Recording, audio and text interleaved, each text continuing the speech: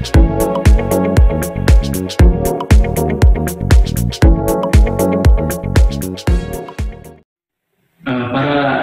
pemirsa Hidup Berkah Channel yang dimuliakan oleh Allah, kita sudah membahas tentang dunia jin dari berbagai dimensi. Kemudian kita pada malam hari ini membahas tentang pengaruh atau peran jin dalam sakit pada diri manusia itu apa ada apa tidak begitu.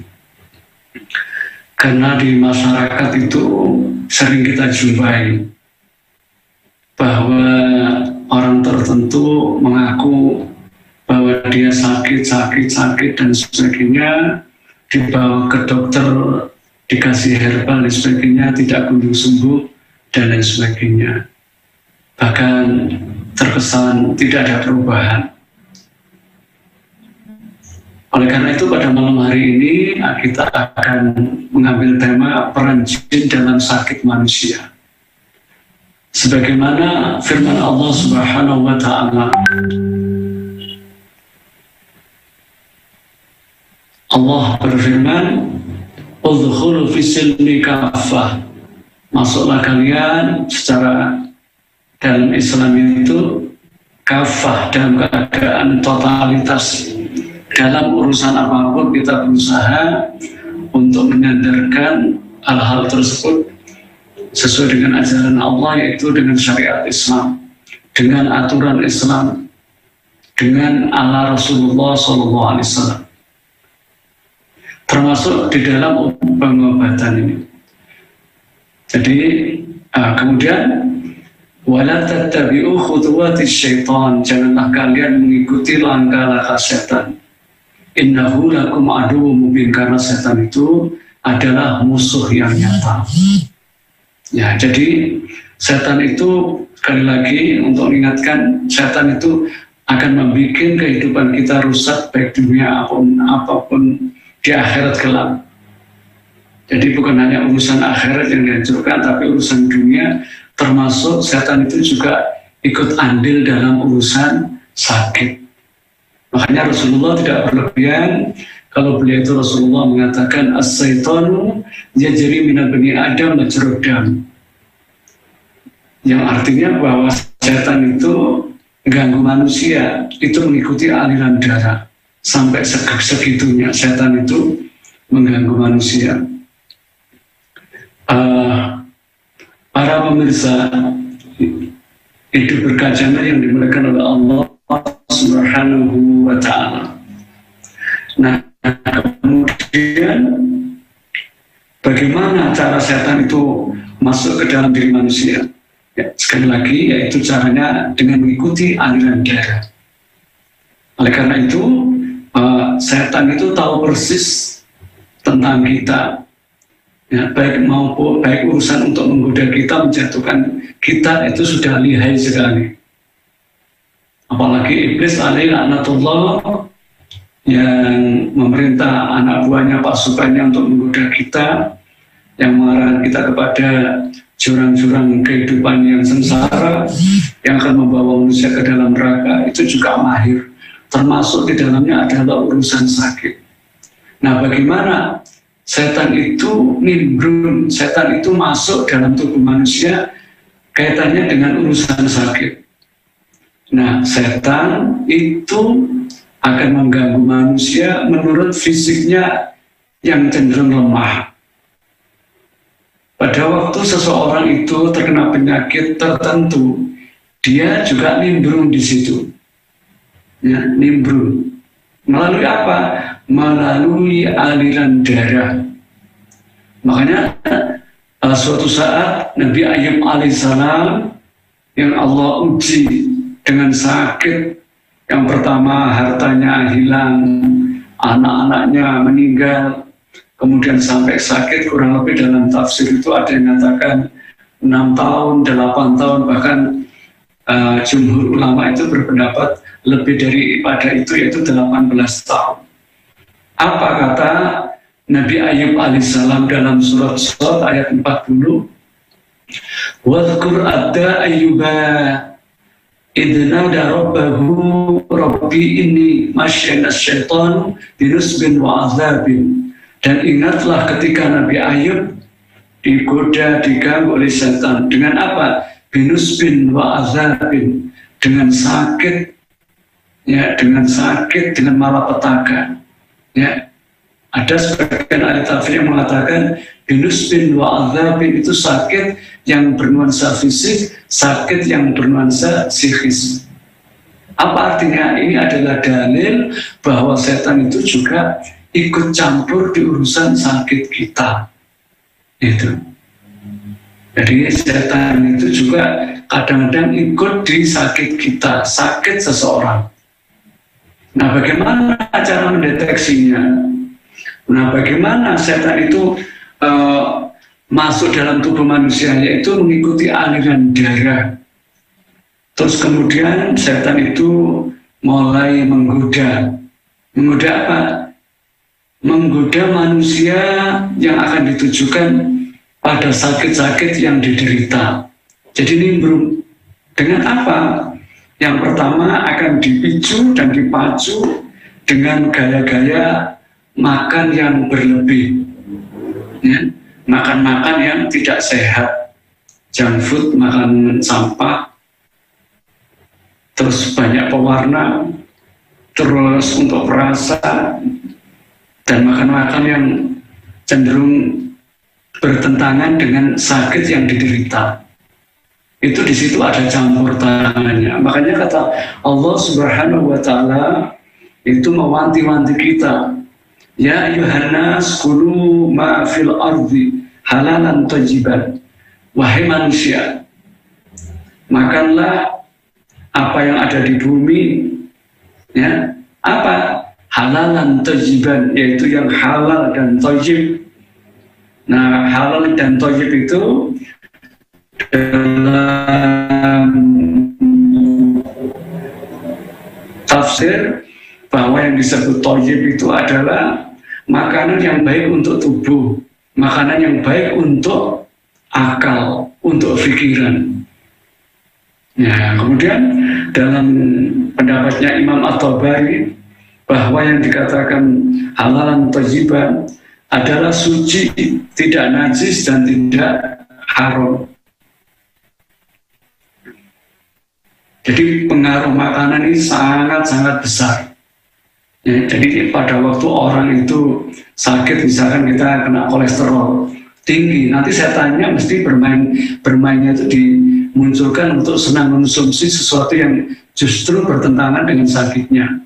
Misalkan makan gorengan yang berlebih, apalagi beli di tempat-tempat tertentu yang sampai minyaknya 3, 4 kali, 5 kali nggak diganti dan sebagainya, seperti itu. Ya. Terus kemudian apalagi setan mempengaruhi dengan jalan apa ikut nimbrung di sakitnya? Dengan jalan dikacaukan pola tidurnya, dibalik. Jadi dibikin sulit tidur, sehingga kalau tidur sampai malam, sampai jam 1, jam 3, bahkan kasus di lapangan banyak yang tidurnya itu sampai jam 4, baru mendekati subuh, baru bisa tidur.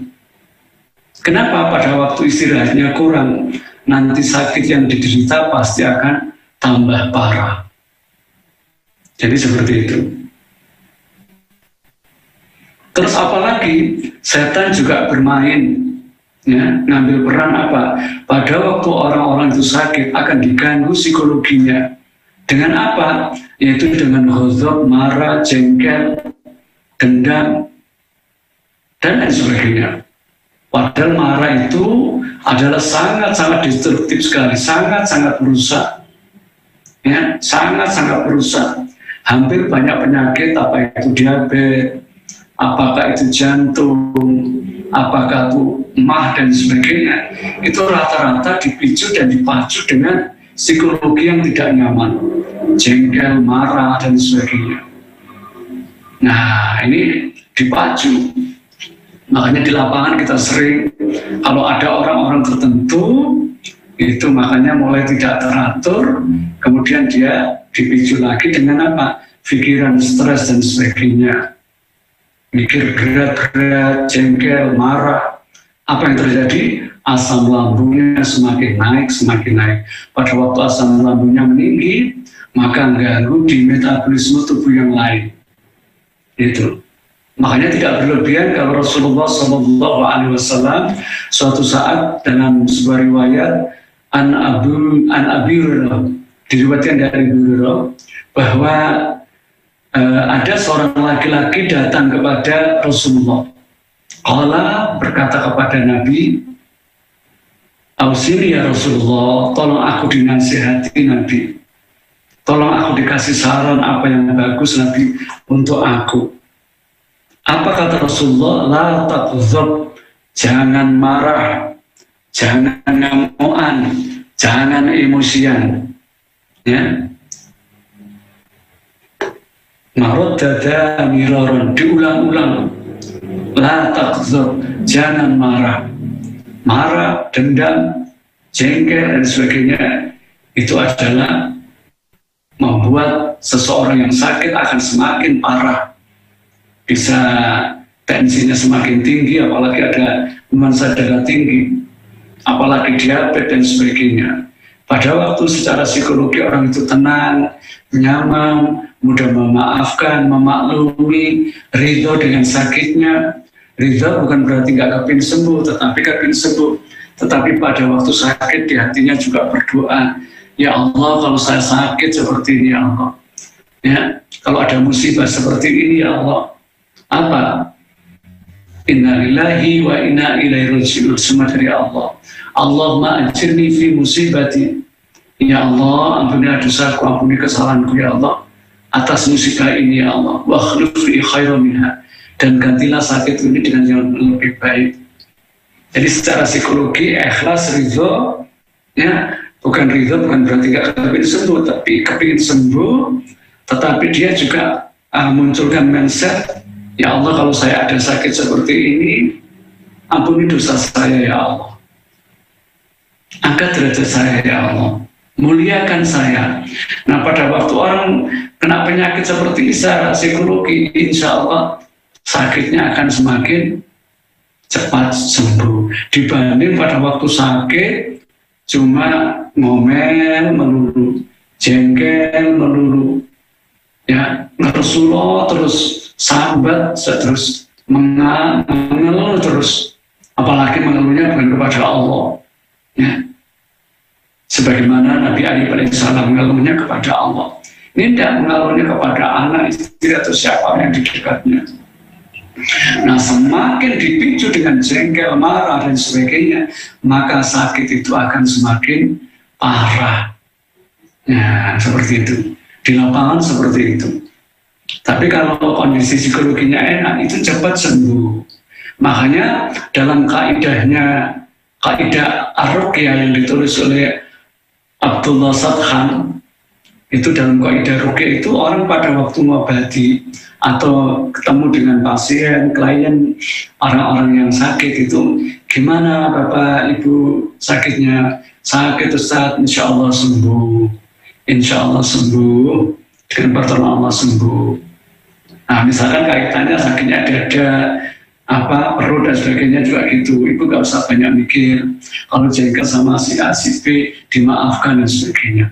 Dengan seperti ini, insya Allah cepat sembuh. Disinilah peran setan untuk memperparah sakit seseorang.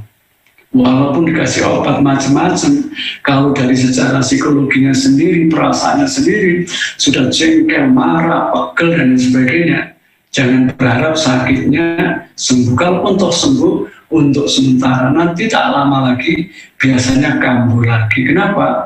Karena setan bermain di psikologinya seseorang. Terus kadang juga setan ngambil peran di mana?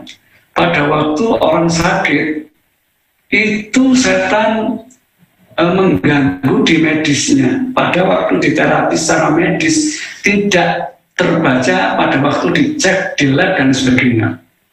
Tapi sakit. Nah ini nanti adalah ini sebagian tanda-tanda orang itu sakitnya non medis. Ya. Jadi sakitnya non medis itu apa? Itu tadi katanya dokter nggak ada apa-apanya, gini-gini kok enggak, tapi kok pusing, sulit tidur dan sebagainya. sakit dirasakan, kata dokternya di lab ini, COVID dan sebagainya, tidak ada penyakit. Dan kasus di lapangan seperti ini sangat-sangat banyak sekali. Maka kita bersyukur kepada Allah Subhanahu wa Ta'ala. Islam adalah agama yang samil, yang kamil, yang sempurna, sehingga semua lini ajarannya ada, termasuk kaitannya dengan urusan kesehatan, yaitu kita punya ilmu yang namanya Tibun Nabawi, seperti itu. Termasuk di dalamnya adalah ruqyah syariah. Jadi setan mengambil peran seperti itu. Dan di lapangan itu juga banyak kita jumpai. Kita pernah ada seorang yang divonis sama dokter, dia itu ada penyumbatan otak belakang. Ya. Terus kemudian dikasih obat ini, ternyata juga belum sembuh. Bahkan daya ingatnya menurun. Peristiwa yang beberapa hari yang lalu, ternyata kok banyak yang lupa. Ya, banyak yang lupa. Kemudian orang ini seorang pekerja di konsorsium negara. Dia tahu banyak tentang siapa-siapa yang terlibat, korupsi dan sebagainya, siapa-siapa itu tahu. Nah, suatu saat dia kecurian laptopnya, yang diambil laptop karena berisi data-data. Pada waktu kita tangani, saya tanya apa menurut dokter, ada penyumbatan otak belakang. Ternyata orangnya tersebut ditumpangi dengan kasus sihir dari orang-orang tertentu yang tidak kepingin masalahnya terbongkar. Nah, tahunya di mana? Pada waktu kita tangani, jinnya kontak, siapa ini? Nah, dia mengatakan, ya, dia marah-marah gara-gara orang ini masalah mau dibongkar, makanya aku bikin penyumbatan. Jadi seperti itu. Jadi dia nimbrung, apalagi orang tersebut memang sudah ada sakit sebelumnya. Nah, itu akhirnya Rosid. Jadi kaitannya di lapangan itu memang setan ikut bermain. Jadi setan ngambil peran.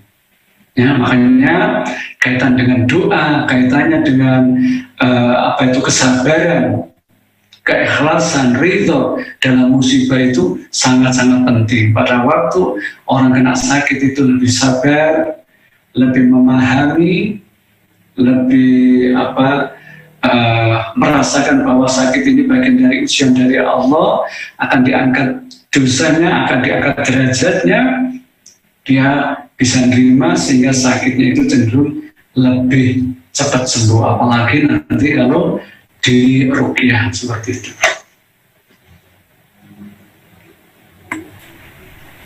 Baik, cukup Ustaz. Ini masih banyak ya. Mungkin kalau ditanyakan, juga kaitannya ini di lapangan ya. Ini di lapangan untuk saudaraku akhwat ini ya. Saudaraku akhwat ini, Masya Allah, di lapangan banyak sekali. Itu terutama sakit-sakit yang susah diobati medis. Itu adalah dilepen. Ya, dilepen itu pada waktu datang bulan sakitnya bukan main. Sakitnya bukan main. Bahkan sampai bisa nangis, bisa sempoyo kan itu. Ternyata di lapangan kasus-kasus dilepen, sakit pada waktu men, itu termasuk istihadhah di dalamnya, itu adalah gangguan, ya, gangguan. Dan kecuali kalau di lapangan memang dia dulu tidak pernah sakit, mainnya lancar, mainnya teratur, tapi semenjak ikut KB, kemudian mainnya itu sudah mulai ada gangguan. Ini beda masalah, seperti itu. Jadi kasus-kasus di lapangan untuk saudaraku akhwat itu banyak yang dilepen. Itu Masya Allah, makanya kata Rasulullah bahwa dilepen itu adalah bagian hentakan-hentakan setan, ya, hentakan-hentakan jin-jin kafir. Itu biasanya itu tema seperti itu lebih mudah kalau di ruqyah. Walau entah jinnya lewat pintu mana, entah utamanya terutama juga dari jin-jin nasab dan sebagainya, seperti itu. Ya. Jadi bagaimana caranya? Satu, kekuatan susu itu bukan semata-mata di bendanya, tetapi di akadnya. Jadi banyak orang pasang susuk, kita sering di setiap kita diagnosis, pernah nggak dipasang susuk? Biasanya macam-macam akhirnya rosid. Ada yang pasang susuk, maaf, itu di kening ini biasanya cenderung untuk pesona dan sebagainya. Nah, ini terus kalau di sini biasanya untuk kecantikan dan sebagainya. Terus ada yang disusuk, maaf, di atas tulang ekor di sini. Itu biasanya untuk kekuatan, tapi di lapangan bahkan lebih ada di tangan supaya kuat. Kalau untuk itu adalah akadnya. Bahkan lebih daripada itu, maaf, ini saya pernah nangani sebuah kasus orang Jawa Barat itu pernah pasang susuk, bukan hanya di kening ini tidak, tapi maaf itu sampai di misfinya, di kemaluannya seorang wanita ini, dengan harapan supaya suaminya itu semakin lengket, semakin senang. Apa yang terjadi? Masya Allah. Jadi begitu bentuk-bentuk kesyirikan, bentuk-bentuk dosa itu ngefek, akhirnya rumah tangganya tambah berantakan dan sebagainya. Kita pernah juga menangani kasus orang pasang susu itu, maaf, bukan di misfinya, tapi maaf di pantat. Ini seorang wanita, dia bekerja di klub malam dengan harapan setiap orang yang melihat akan terpesona dan sebagainya. Alhamdulillah itu semua dapat hidayah, kemudian tobat, minta tolong minta saran kepada kita, kemudian kita ruqyah. Bagaimana caranya? Tema itu diingat, kemudian akadnya dibatalkan. Jadi misalnya di kening, ya kalau ruqyah mandiri, ya Allah, yang saya dulu pernah pasang susuk di sini, yang saya karena kejahilan saya, ya Allah, ya yang di sini keluarkanlah ya Allah. Jadi pada waktu ruqyah seperti itu tidak harus bendanya keluar. Jadi kekuatannya dibatalkan, kekuatannya dibatalkan, diputuskan. Nah, pada waktu seperti itu, nanti insya Allah nanti bisa seperti pusing dan sebagainya sebentar, kemudian muntah, batuk dan sebagainya. Jadi kekuatannya di akadnya, karena akad itu yang mengandung unsur kesyirikannya di situ. Perkara bendanya mau keluar atau enggak itu nomor berapa. Biasanya apa? Bisa juga dengan daun bidara yang sudah ditaruh di air yang sudah diruqyah, kemudian dibuat mandi, itu seperti itu. Supaya apa? Supaya kita satu diampuni oleh Allah dan jin-jin yang nempel di sini itu Allah keluarkan. Karena risikonya besar sekali, orang-orang yang bisa biasa banyak susuk itu efeknya bisa gampang resah, gelisah, apalagi nanti menginjak umur tua. Bahkan di masyarakat itu sudah umum ya, ini kenapa mau mati kok susah, ini nazarnya kok susah, tidak ada jin yang gratisan. Ya, jadi seperti itu. Jadi dibatalkan akadnya. Nah, bisa dengan istighfar, bisa dibacakan Al-Anfal ayat 26-27. Qulillahumma malikal mulki tu'til mulka man tasha' wa tanzi'ul mulka mimman tasha' wa tu'izzu man tasha' sambil dipegang ya Allah. Nah, di sini ya. Atau dibacakan surat At-Taubah ayat 1. Bara'atu minallahi wa rasuli ilal ladzina ahadtu minal musyrikin.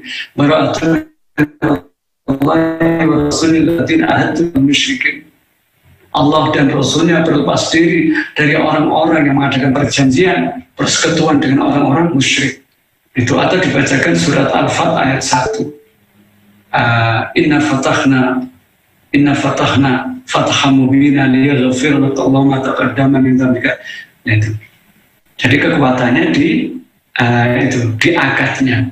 Jadi tidak harus yang diambilkan kemiti, diambil itu tidak seperti itu. Jadi ruqyah kita tidak ada nuansa menyakiti. Ya, seperti itu. Jadi juga tidak dikasih daun kelor, juga itu mitos ya. Itu seperti itu. Ya, mungkin ada lagi akhirnya Rasul. Jadi ini hampir ada keterkaitannya dengan pertanyaan yang sebelumnya. Jadi memang pada waktu orang itu mau nazak susahnya bukan main, itu cenderung dari sekian persen adalah ada juga campur tangan dengan jin. walaupun tidak 100%, ada banyak campur tangan. Dengan apa? Bisa macam-macam, karena mungkin ada unsur sihir atau ada jin-jin yang masuk, biasanya itu termasuk pasang susuk dan sebagainya, terus pernah dirajah di punggung untuk kekebalan dan sebagainya, atau dia pelaku ritual untuk kesaktian, pesugihan dan sebagainya. Itu semua hampir nanti kalau mau mati itu susah nazarnya. Jadi beda dengan orang muslim yang benar, yang tidak ada unsur-unsur kesyirikan di dalamnya, akan Allah kasih kemudahan. Entah itu berkeringat dan sebagainya, Pak mau melafadzkan kalimat tauhid, itu Allah kasih kemudahan. Karena jin-jin itu tidak ada yang gratisan, sekali lagi. Mesti dia minta imbalan. Apa? Yang paling susah kalau kita diminta imbalan apa? Kita diajak kepada kekufuran. Kita diajak kepada murtad. Ini yang paling bahaya. Dan di lapangan banyak. Ya, banyak sekali. Kita sering diminta tolong, walaupun ada yang via telepon, ada yang kita datang dan sebagainya. Gimana Ustaz, ini sudah selesai gini, gimana? Coba orangnya disuruh banyak istighfar, minta ampun sama Allah, sama mengingat ilmu apa, pernah belajar ilmu ini, ilmu itu dan sebagainya. Nah, ternyata orang tersebut rata-rata pernah. Kapan hari kita nangani orang di daerah Jombang. Jadi pada waktu ini bukti di lapangan. Jadi seseorang ini dulu rumahnya dikasih tumbal. Ada ayam cemani, kemudian atau ayam apa, dimasukkan di situ supaya rumahnya nggak diganggu jin, tidak diganggu sihir dan sebagainya. Apa yang terjadi? Keluarganya pontang-panting, kena sini dan sebagainya. Kemudian kita diagnosis, ternyata pasang itu. Nah, setelah itu diambil, subhanallah, bapak tersebut itu hidupnya enak, sholatnya enak, jadi aktivis masjid. Nah, dengan kajian dakwah, keluarganya bersyukur kepada Allah. Terima kasih Ustaz, Bapak terbantu sekali dengan setelah diruqyah, setelah bentuk-bentuk kesyirikannya, tumbal-tumbal yang ada di rumahnya itu. Masya Allah, bahkan kemarin pada waktu kita temui, Bapak meninggalnya enak sekali Pak Ustaz, sekian. Setelah diruqyah sekian, terus 5 tahun kemudian meninggal dengan enak dalam keadaan tekun di dunia dakwah. Masya Allah. Jadi seperti itu.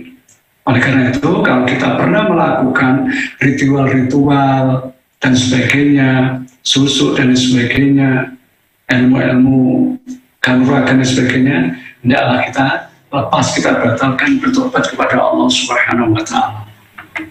Ya, jadi susuk, kalau susuk dalam arti untuk susuk KB ya itu beda masalah, itu karena ada untuk menjalankan jarak kehamilan dan sebagainya, itu masih diperkenankan. Kalau untuk dalam mengatur ya itu seperti itu. Tapi kalau susuk ini yang dibahas bukan susuk untuk hamil, tapi susuk-susuk dalam arti untuk nuansa yang mistis, kekebalan, kesaktian dan sebagainya. Ini secara medis pun insya Allah juga berbahaya, karena bisa dibayangkan di lengan dikasih jarum ya, walaupun tidak selalu jarum, ada yang banyak yang emas dan sebagainya.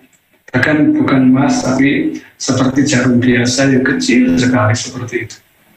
Dan ini memang juga riskan sekali, baik secara medisnya juga nggak bagus, juga kaitan dengan kesehatan kita, ataupun juga secara psikologi itu berpengaruh. Kita setiap menangani itu mesti kita diagnosis, ibu pernah pasang gini-gini, itu tidak bisa terlepaskan. Oh pernah, nah pada waktu pernah coba ibu ya, yang dulu gini-gini yang salah-salah itu coba ditobati, minta ampun kepada Allah, terus sekarang dibatalkan, seperti itu. Karena dampaknya besar sekali, bisa ngefek ke sakit, bisa ngefek ke psikologi, juga bisa ngefek nanti di akhir hayat kita juga susah dan sebagainya.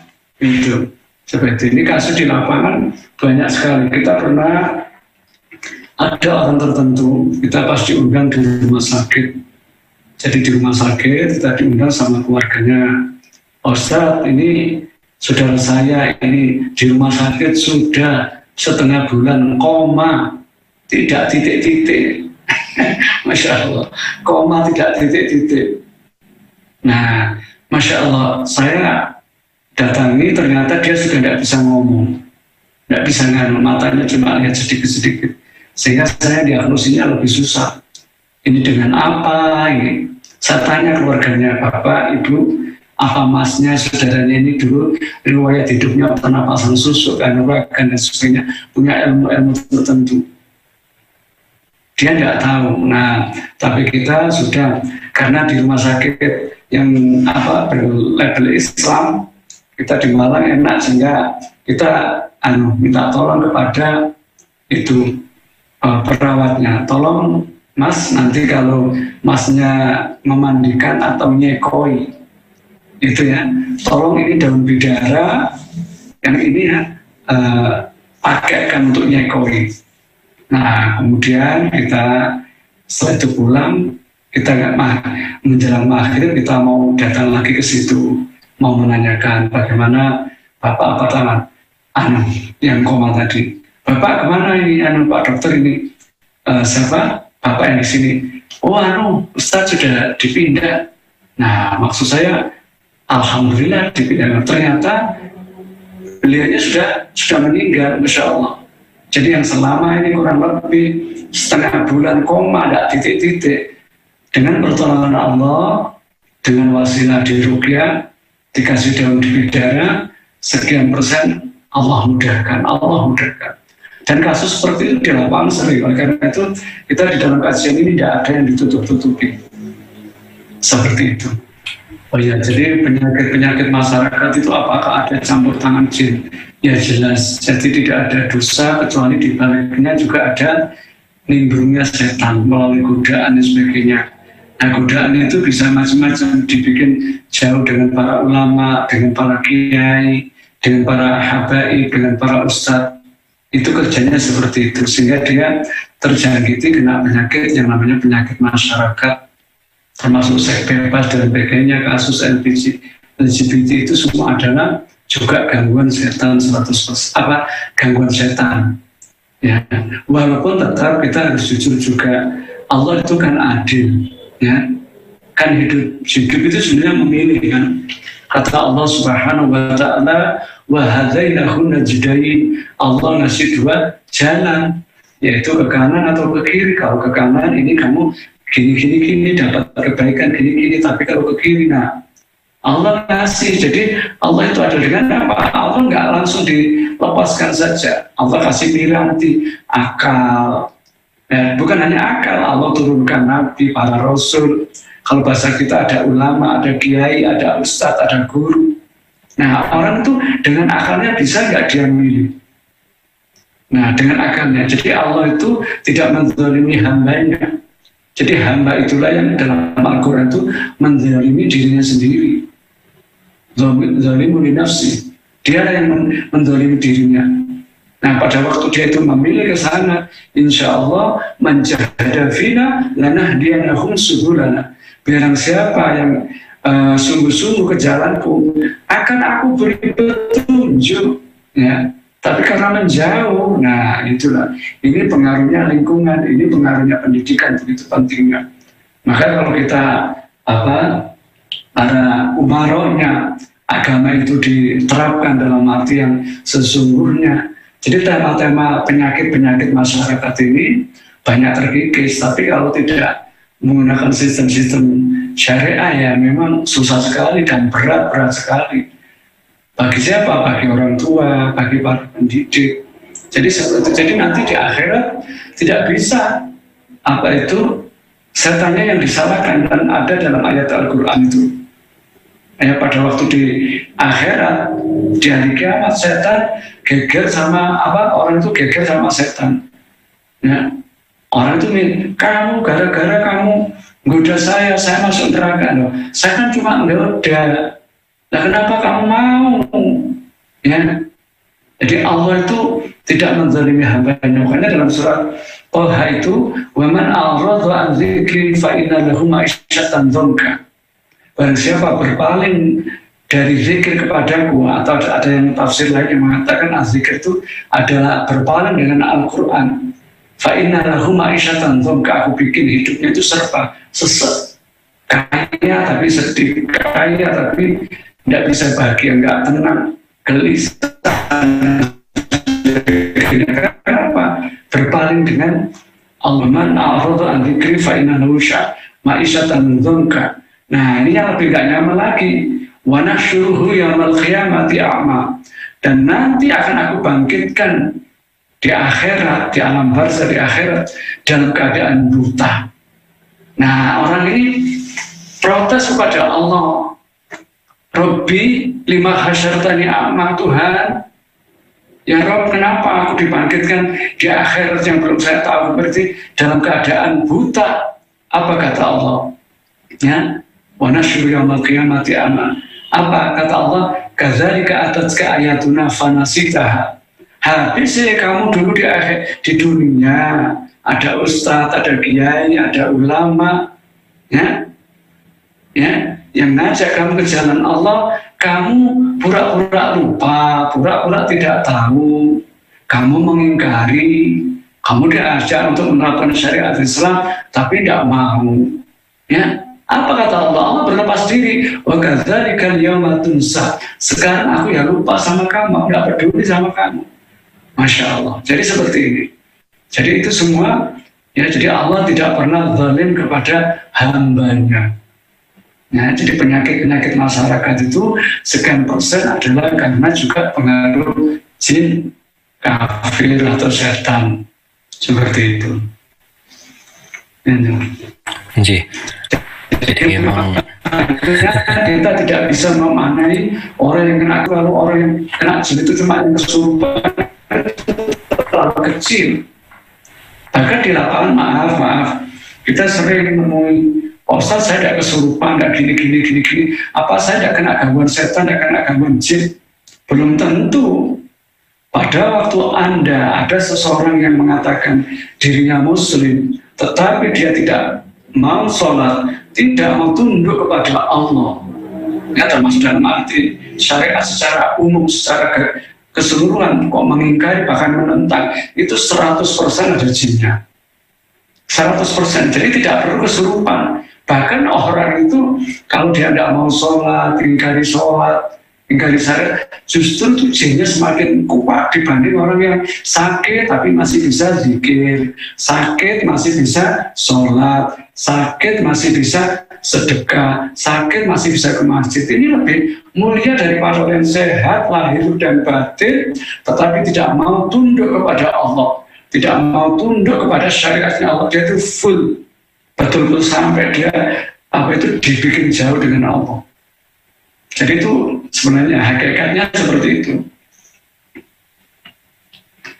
Iya. Iya. Jadi memang seseorang yang terkena gangguan jin itu tidak selalu ditunjukkan dengan kesurupannya orang tersebut. Tapi sebagaimana tadi yang disampaikan oleh Ustadz Lukman, bahwasannya ketika seseorang itu melanggar syariat, melakukan sesuatu yang haram, begitu perbuatan maksiat, maka itu sudah cukup bagi orang tersebut dikatakan atau dilabeli sebagai orang yang sudah terkena gangguan jin.